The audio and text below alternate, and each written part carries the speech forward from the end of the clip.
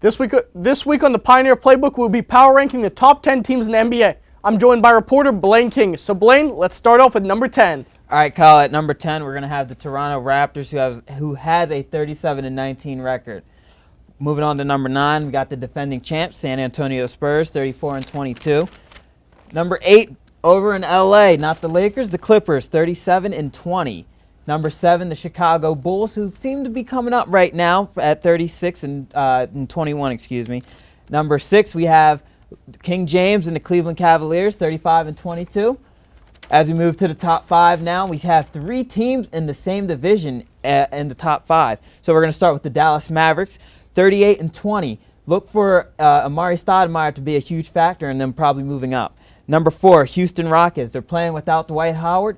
James Harden is considered to be an MVP candidate, 38-18. That's why they're number 4.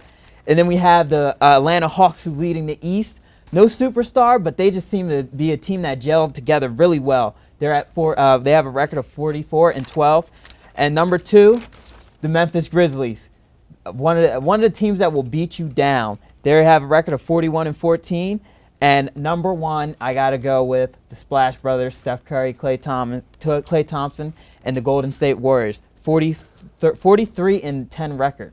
All right, well, let's start off with there. Why did you pick Golden State to be number 1, beside the record? Beside the record, they've been playing well all season. They're the top offensive team in the league. They also, when we have to look at their defense. They're defending really well. They give up a lot of points, though. They give up a lot of points, but they're scoring a lot of points. They're getting the rebounds. They're getting the assists.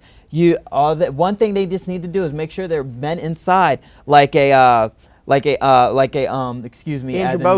Bogut, David Lee. They just have to step up for them. But besides that, Maurice Spates is also another player. But if one of those 3 or all 3 of them can step up, they'll be fine. Now, see, I like the Memphis one. I think Memphis is a really underrated team. I'm a big Zebo fan, Marc Gasol, and Mike Conley's one of the most underrated point guards in the league.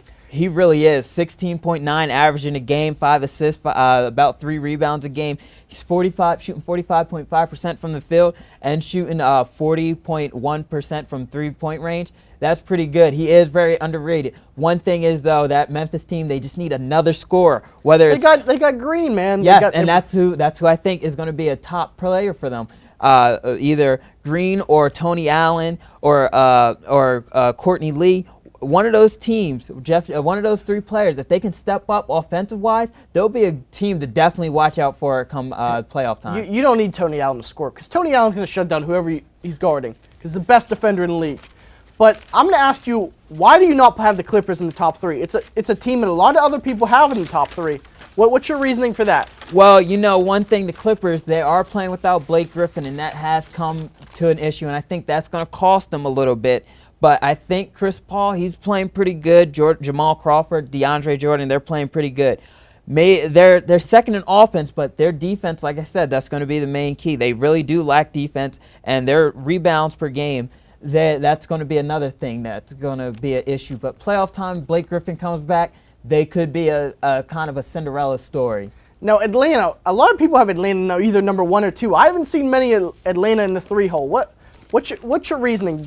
Is it because they don't have any stars, or is it a certain way they play, or is it just because they're in the East? No, well, the East kind of factors in, but besides that, they don't have a surefire superstar, and you know what? That's fine, because to me, Jeff Teague, he can become that superstar come playoff time.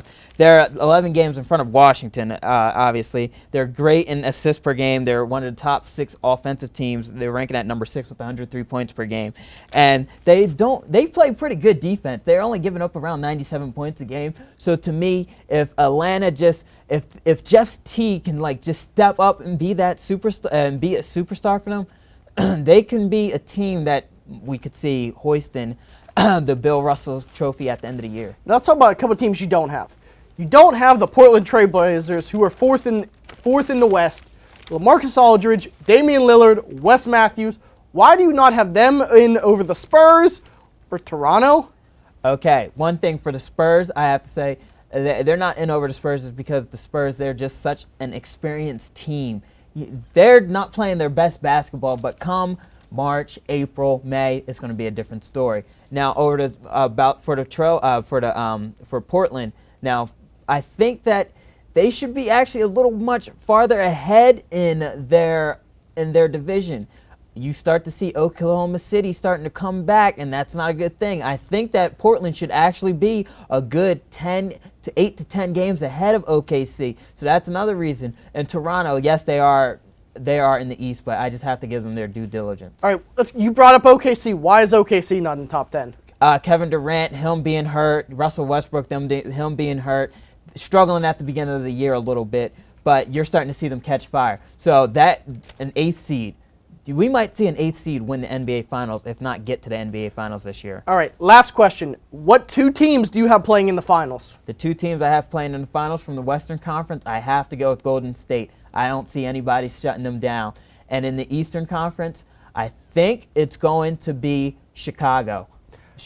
I'll deal with your Chicago because I think it's a good pick. Coming out of the West, I'm picking who's in your 5 spot. I'm picking the Mavericks. Ooh. Monte Ellis, Rajon Rondo when he gets healthy.